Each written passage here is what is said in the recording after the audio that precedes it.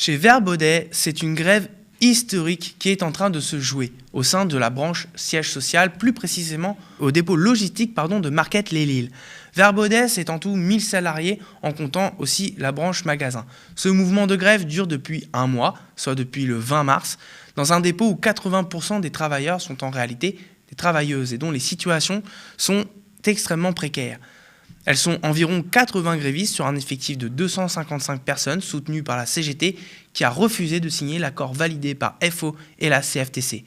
Pour en parler, je reçois en visio Samuel Migens de l'union locale CGT Tourcoing ainsi qu'Émilie Vandelen et Jennifer Liebard, toutes les deux ouvrières grévistes de Verbaudet CGT. C'est l'entretien express.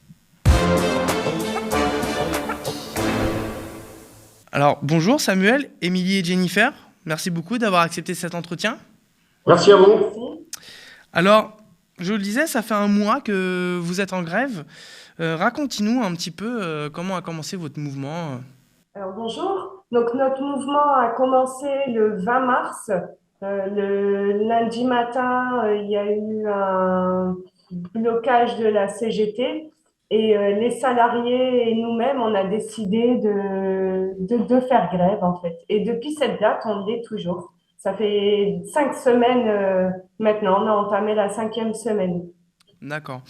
Alors pour entrer un petit peu dans le vif du sujet, vous réclamez en premier lieu un meilleur salaire parce que, si j'ai bien compris, ça coince énormément en termes d'évolution.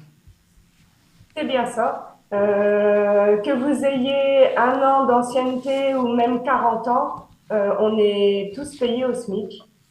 Donc, on a eu le pourquoi de la grève, 0% d'augmentation de données par la société. Oui, parce que vous parlez d'un accord qui a été signé par 2 autres syndicats. Bon, c'est des syndicats maison en l'occurrence là, hein, c'est des syndicats de collaboration qui n'ont pas signé d'augmentation de salaire, mais une prime, des primes et des jours de déménagement, un jour de congé pour déménagement, un jour de congé pour enfant malade, un jour de congé pour ceci, et ça ils le chiffrent. Et ils ajoutent à ça la prime Macron, hein, ce qu'on appelle la prime Macron, et ils arrivent, eux, à 650 euros, que personne ne touche dans les faits, concrètement. Ouais. Et c'est de la prime. Ce que demandent les salariés, là, c'est des augmentations de salaire. Oui, effectivement, la direction raconte que les salaires ont déjà été augmentés, mais vous, effectivement, comme il s'agit en réalité de primes, vous parlez de mensonges, vous. Oui, exactement. Alors, les salaires, ils n'ont pas du tout été augmentés. Donc, en fait, les 6%, donc, chiffre donné par la direction, les 6%, c'est ça. C'est un jour de déménagement, un jour enfant malade, un jour conjoint malade, la PPV de 650 euros brut, donc, calculé au prorata du temps de travail. Donc, les salariés qui sont en 28 heures ou en contrat vacances scolaires n'ont déjà pas les 650 euros. Donc, les 3 quarts de la société n'auront pas ces 650 euros. Mais le taux horaire n'a pas augmenté d'un iota. D'accord. Alors, en dehors du salaire, c'est aussi les conditions de travail que vous voulez voir améliorer. Dans un premier temps, c'est vrai qu'il y a évidemment les difficultés du travail en entrepôt logistique.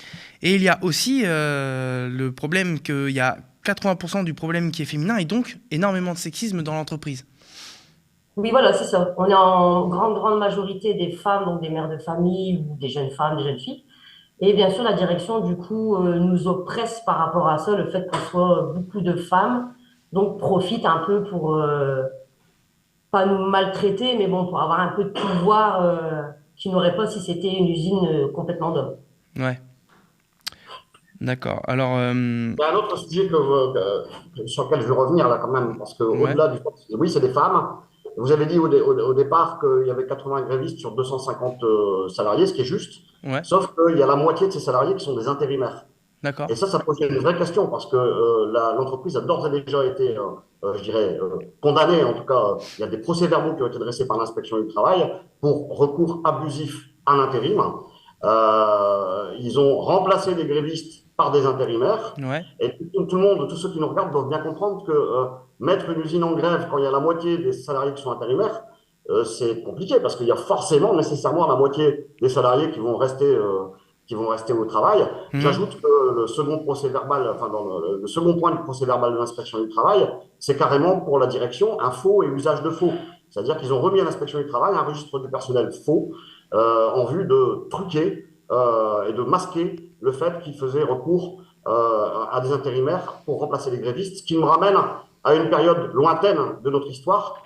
C'est peut-être la page tournée par Macron, hein, c'est une page tournée en arrière, c'est-à-dire qu'on retourne vers le 19e siècle. Et quand j'entends mes camarades à côté de moi et les autres grévistes parler de la façon dont les petits chefs leur parlent, au point qu'il y en a un qui a osé dire que les salariés, il y a des témoins, hein, donc on peut se permettre de le dire, les salariés, c'est comme, excusez-moi de ce que je vais dire, hein, mais les salariés, c'est comme la sodomie.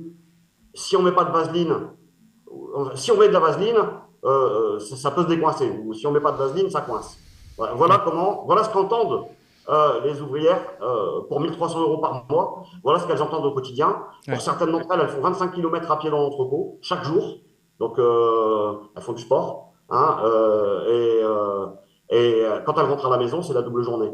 Et donc, il y a un moment, ça craque, ça pète. Et nous, on appelle vraiment tous ceux qui nous regardent, et notamment toutes celles qui nous regardent. Alors, on parle beaucoup de féminisme, mais parfois on parle de féminisme un petit peu bourgeois, j'ai envie de dire, sur les parités, les ceci, les cela, la représentation des femmes. Je ne dis pas que ce n'est pas important, mais là, on a le sujet féministe ouvrier.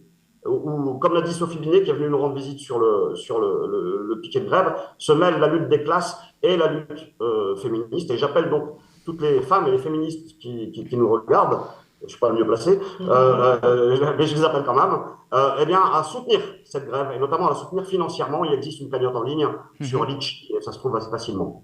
Ok, d'accord. Alors, un accord a été signé avec FO et la CFTC, je le disais en début d'entretien. Sur quelle base s'est fait cet accord et pourquoi la CGT refuse cet accord? On vous l'a expliqué, je pense, hein, c'est qu'il y a 0% d'augmentation des salaires. Et on est sur des négociations annuelles obligatoires qui sont souvent un piège en entreprise, hein, puisque ça semble signifier que chaque année, on aurait le droit de discuter avec le patron, qui s'en fout complètement s'il n'y a pas de rapport de force. Et donc, il n'y avait pas de rapport de force à ce moment-là. Il y a eu 0% d'augmentation, et tout ce qu'ils ont donné, c'est ce qui a été dit tout à l'heure, c'est-à-dire des jours de congé. Enfin, si on veut vraiment gagner quelque chose avec CNAO, il faut travailler à plein temps.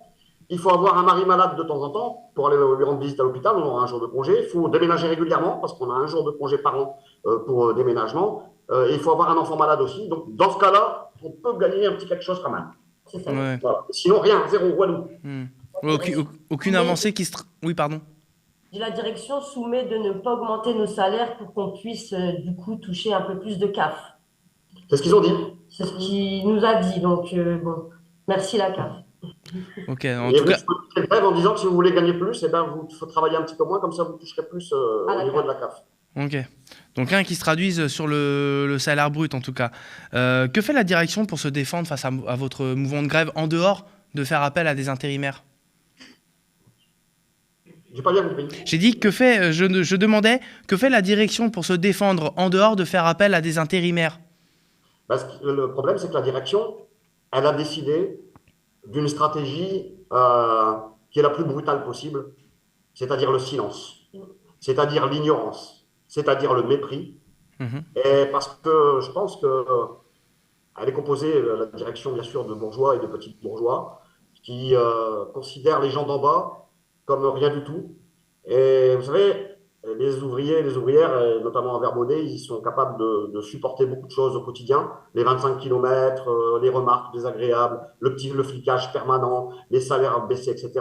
Mais il y a un truc que la classe ouvrière déteste, c'est quand ceux d'en haut, avec leurs petits souliers vernis et leurs petits costumes et leurs petites manières, quand ils vous regardent de très haut et qu'ils ne vous calculent plus. Et ça les a mis en colère. D'accord. Bah écoutez, merci beaucoup d'avoir accepté l'entretien et pour vos réponses. Merci à vous. Et on vous souhaite bon courage dans votre lutte. Merci, on ne lâchera pas. Merci. Merci beaucoup. Merci.